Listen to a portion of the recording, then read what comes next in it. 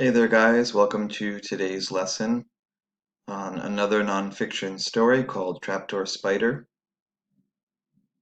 Today you're going to learn about a very interesting animal that lives in a hole in the ground.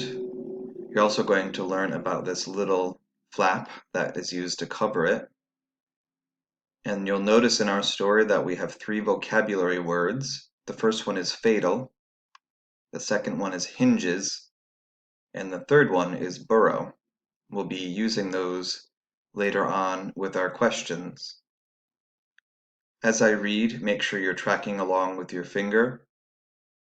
And if there's ever a time that you need to have this article read out loud to you again, I'll have a link in your classroom that you can click on. So let's get started. For the insect wandering near the home of a trapdoor spider, it can be a fatal mistake.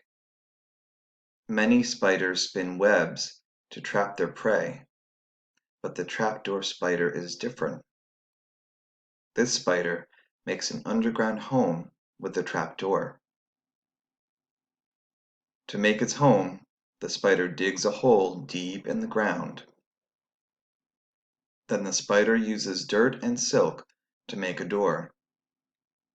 The silk makes hinges on one side of the door to allow it to open and close easily.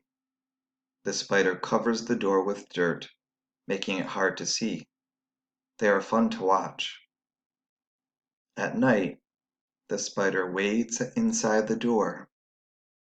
When the spider feels the vibrations of an insect close by, it throws open the door and it grabs the insect. It pulls the insect to the bottom of the burrow. Then the spider enjoys its supper. The trapdoor spider uses its home for more than just catching prey. The underground burrow is a good place to hide from predators. The female uses it as a nest too. Young spiders live there for many weeks.